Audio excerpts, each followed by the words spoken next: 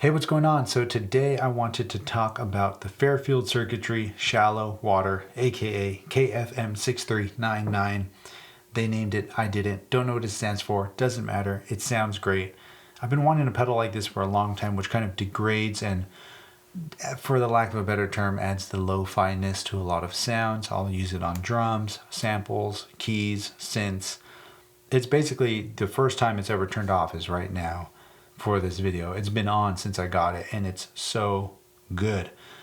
So let's hear it. Actually, you know what, really quick, some comparisons to this would be like the dot chaser. The dot chaser pedal is one that I also got that I didn't like that much, and then I also wanted the Cooper Effects Generation Loss, which was way astronomical in price, so I went with this pedal instead. And it sounds great. So I wanted to show you, I guess, 3 different times I would be using this today. We'll do it on some synths and keys, or I guess mainly just the keys. And then we'll also do it on a sample and then some drums. Oh, and by the way, this video is sponsored by the kind folk at SquareSpace. More on that later. All right, let's listen to this. So right away, oh, hold on. Let me turn the habit off real quick. Actually, speaking of habit, do you want a video on the habit? Let me know down below. I could probably make that next week. I've been using it a ton. Don't really talk about it ever, as with most of my gear. I don't even talk about the Nord that often. I'm using the Nord right now. Stand track, Enrique. Let's talk about this. So listen to this. Right, it just adds that beautiful... This is without it.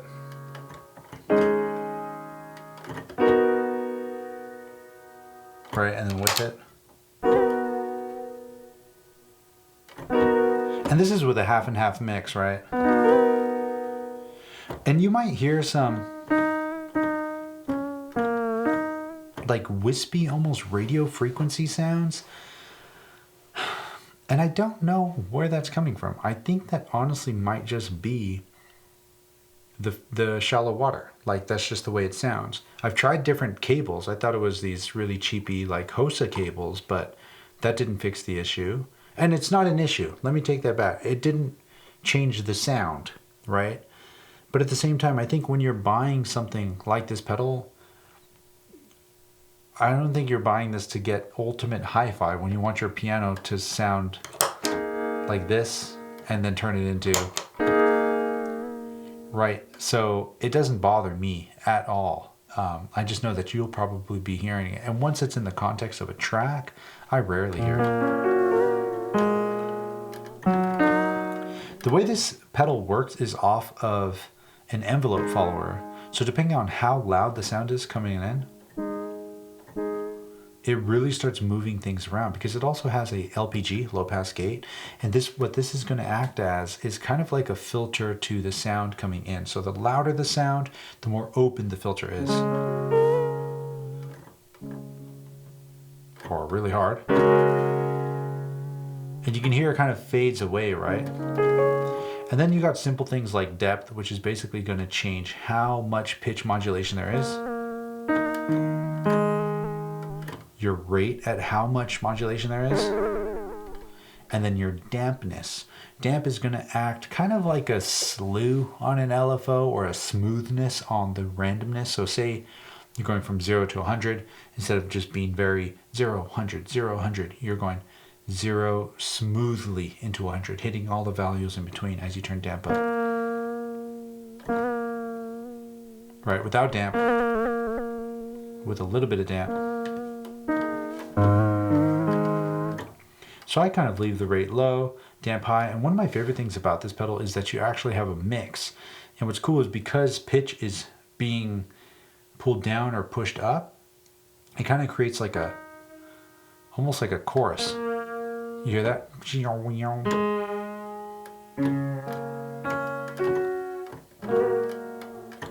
So I kind of put the mix here. The volume, you can overdrive this pedal too and run some drums through it, which is what we'll do later.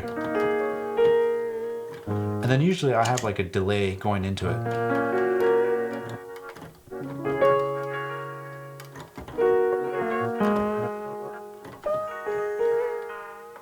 And then I guess in the context of some music,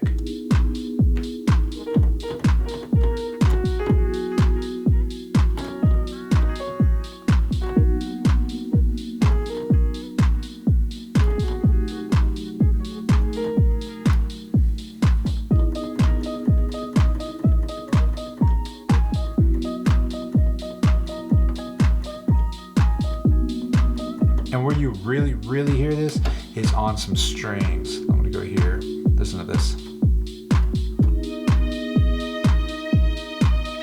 Turn the delay off. Hear that?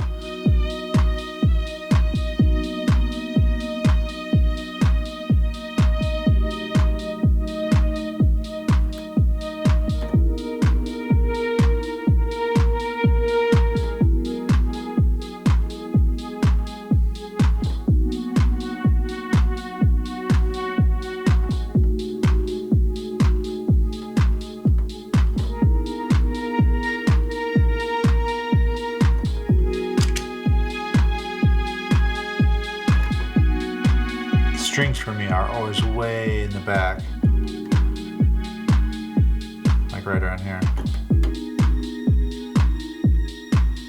And just let that ride out. A little bit of movement, a little bit of modulation, add a little bit of humanistic randomness in there, right?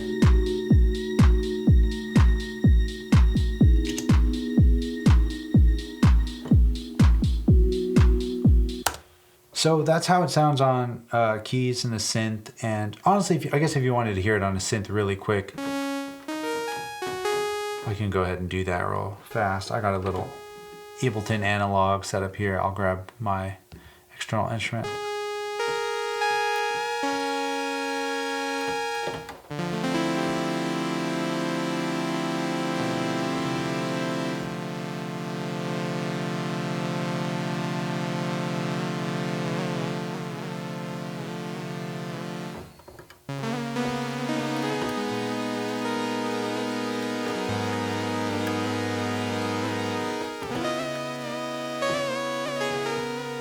See, I have it turned up to the extremes though, and this is almost how I never use this thing. I have damp really high up, rate around medium, and depth around here.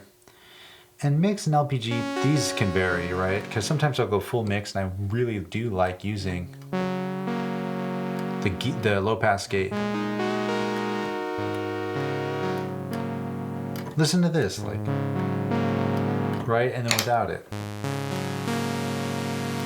I guess the other thing to note is that it's monophonic, which kind of sucks. I wish it was stereo, and I wish that the stereo had two separate circuits, because that would be kind of nuts. But when you do engage this, you do lose a lot of the stereo field. But I mean, come on, you can't be mad at that. Throw some of this on there.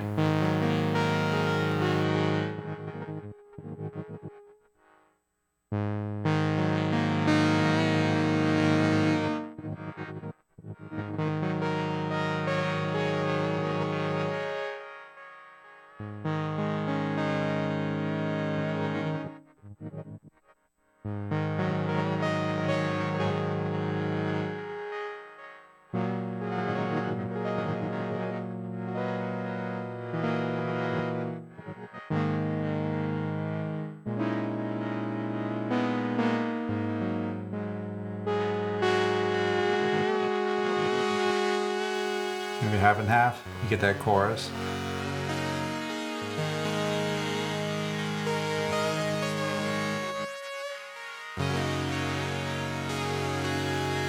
Like crazy, right? And this is with a little bit of a delay, a crazy delay, I'll give it that much. But it's nuts. It sounds so good, and I get lost in the sauce just like doing these weird little ambient pieces on this thing. Another great person who dives deep into this a lot is Aura Music, O-O-R-A. I have a link to his stuff down below. Be sure to check it out. So let's move on to the next point, which will be using this on samples. This sample might not be the best example, but let me go ahead and turn this filter up, because it already kind of has a little bit of a warble and sound to it. But here you'll be able to really hear the stereo definition just kind of disappear. So listen to this.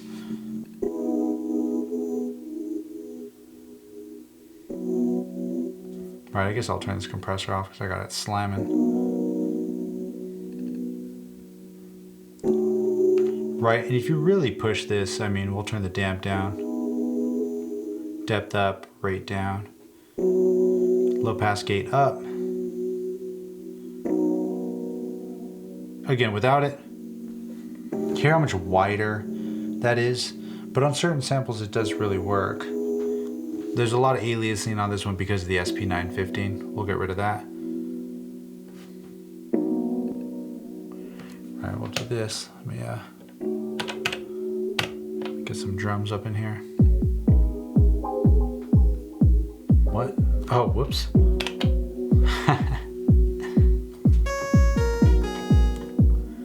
Back to our Nord.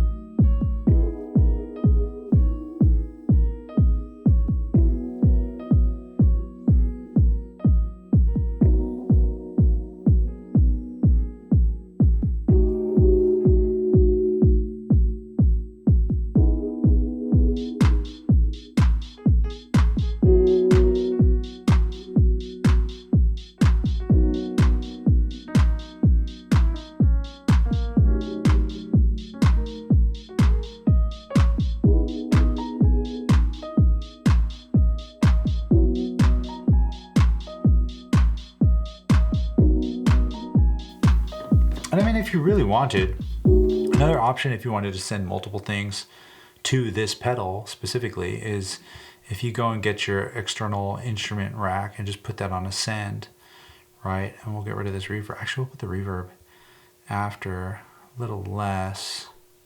Actually, no, we'll turn that up. We'll turn the decay down. We'll do a little less. So I'm getting a little carried away here, but I mean, some fun things you can do is like add an EQ8 that I have here. I've cut some of the bass. That way, the bass, which might be adding some mud or some distortion to the circuit, can kind of clear up the signal a bit, maybe give you a little cleaner signal. Right, and I got the Nord being sent there as well as a sample now.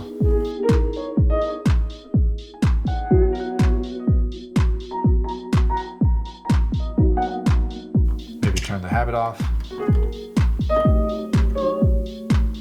Turn our volume down a little bit, mix.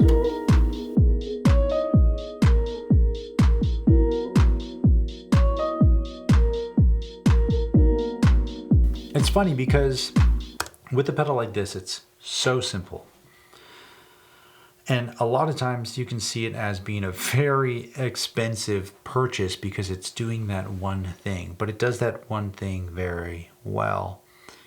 Will I have it forever? I don't know. Did I have my Juno 106 forever? Hell no. I got super bored of that super fast because it did basically the same thing. I mean, yes, you can program it to do a lot of different things, but it did that one thing very well. Kind of similar to this thing, the Nymphs, or I forgot how to say it, Nymphs, right? It's pretty good. I mean, it does what it does really well. It is a little pricey for what it is, but it does it very well. And with something like this Shallow Water, it sounds so good, and I can't stop using it.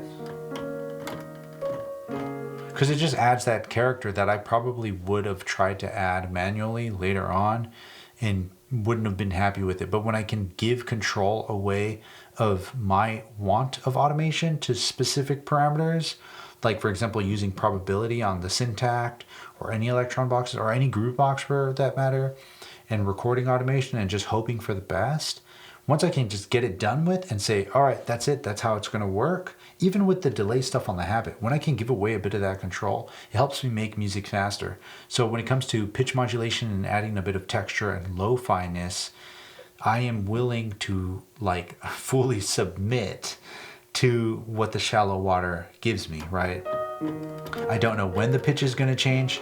I don't know how much the pitch is going to change. I have a little bit of control over what it's going to do, but I can't tell it exactly what to do. And I think that that is where I find a lot of value in gear, because that helps me when it comes to making music. So the last part I want to show you is running some drums through this, because it can actually distort really, really well. So we got the Syntac running drums. I'm going to put it in here and turn some gain up and get it really crunchy. But first, let me give a quick shout out to today's video sponsor, SquareSpace. In case you're not familiar, SquareSpace is an incredibly easy to use, all-in-one website designer and hosting platform, and honestly, so much more. I've been using SquareSpace for years now, even before I had this YouTube channel. It's currently where I host all of my merch, like hats, for example, shirts, sample packs, synth presets, and so on. It's never been easier to get a professional looking website within a few clicks at such an affordable price. And plus, some of my favorite features on Squarespace are the customized email links that expire within 24 hours when selling digital goods like music or videos, the website builder with gorgeous templates to start from that you can tweak to really customize and personalize. For example, I'm using the Event Horizon template that I was able to add some tweaks and a few extra pages easily later on and really make it feel like my own. And trust me, I'd never be able to make a site look this good on my own. And lastly, all the extensions and integrations Squarespace has with third-party companies that help facilitate your shipping, product design, taxes, and honestly, so much more. You could even connect your Instagram to start selling things from there, leading others back to your site. It's crazy how simple Squarespace makes it. And like I mentioned earlier, if you're interested in starting a site and taking your music or artistry to the next level, head to squarespace.com for a free trial. And when you're ready to launch, go to squarespace.com/Ricky Tinez to get 10% off your first purchase of a website or domain. All right, let's get back into it. Cool. So here, I'm going to go ahead and turn our sample off, and I am going to grab this from here and put it onto group 1. Group 1 is the Syntact. I should have labeled that way ahead of time. And we'll turn these sends off here. And let me turn this down. Awesome. So we do know it's going through here, right? You're going to get some weird doubling if you have the mix, but if you turn the mix all the way up, it ignores that, right? And here's where we can use the low pass gate to kind of get some texture going. Let's say we do something like this, right? So I'm gonna turn the gain down on my audio interface, and I'm gonna just turn the volume up here.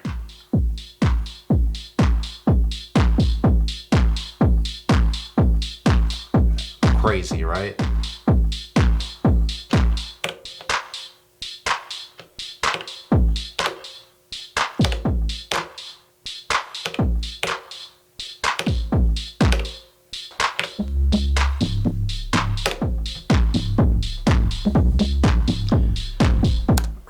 Right?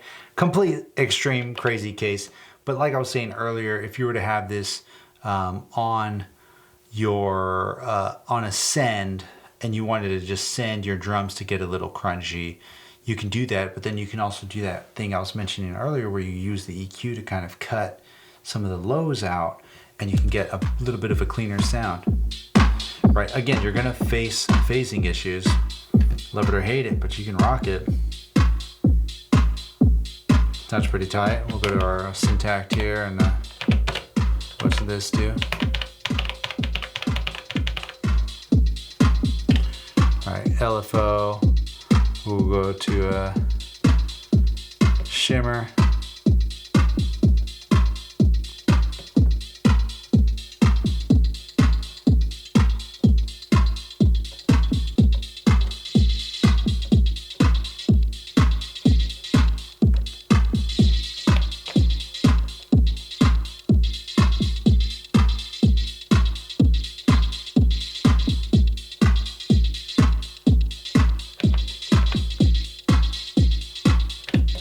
Volume down on that. Got some Pro 3 in here.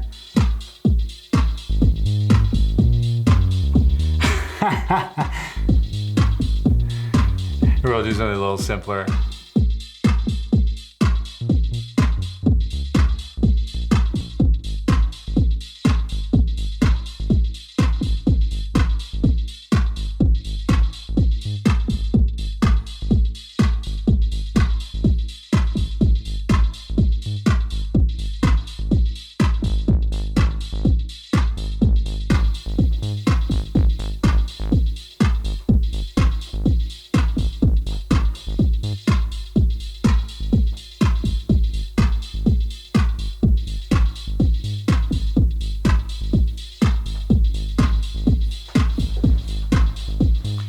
Right, and then say you start pushing this even further, you can turn the depth off so it's not doing a lot of the crazy phasing.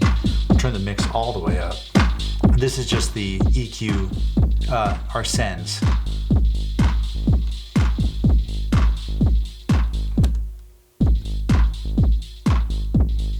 Whoa, that is super laggy. I was not expecting that to be that bad. So now I just want to see what it sounds like if I just put the shallow water back on just the channel itself, and we'll turn the mix down and the volume down. Right, because we get it dry wet on the external instruments plug-in as well.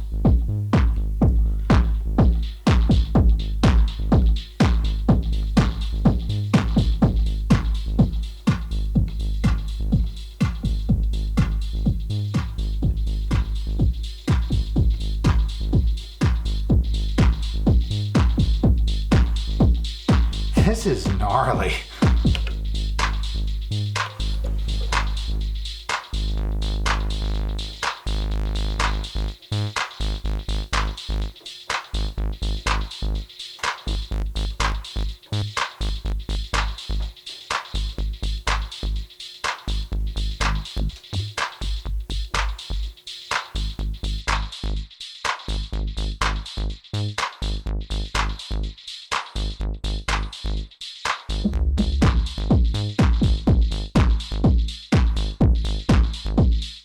Yo, this is banging.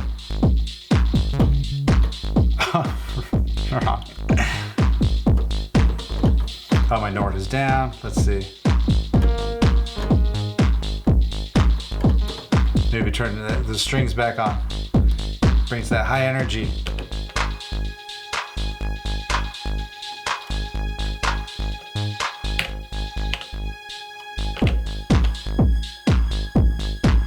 Yes, it's 3 a.m. Let's do this. It's actually not. It's like 10 p.m. But this is something you hear at 3, right? I hope so. Anyway, I'm gonna leave it at that. I appreciate you a lot. Thanks so much for coming by and kicking it. This is, I should have said this at the beginning. This is not sponsored by Fairfield Circuitry. I bought this from the local dealer here. I got a link to it down below in case you're interested in picking one up yourself. But no, they didn't pay me to make this at all. I don't even know who makes this thing, to be completely honest. Seems like someone in a garage somewhere, which is really dope. But I dig it. I love it. I've been using it a ton. And I'll probably be speaking about the Habit very soon. And thanks again, SquareSpace, for sponsoring this video and allowing me to do what I love to do. And thank you even more for continuously coming by and sticking around. I really appreciate you. And I hope to see you again next week. And until then, my friend, you already know the drill. Share the love, share the knowledge. Knowledge is power. Peace.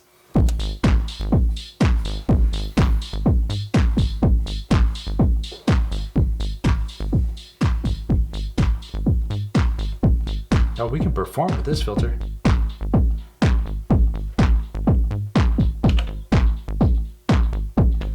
Ah, you hear how it moves with the kick there?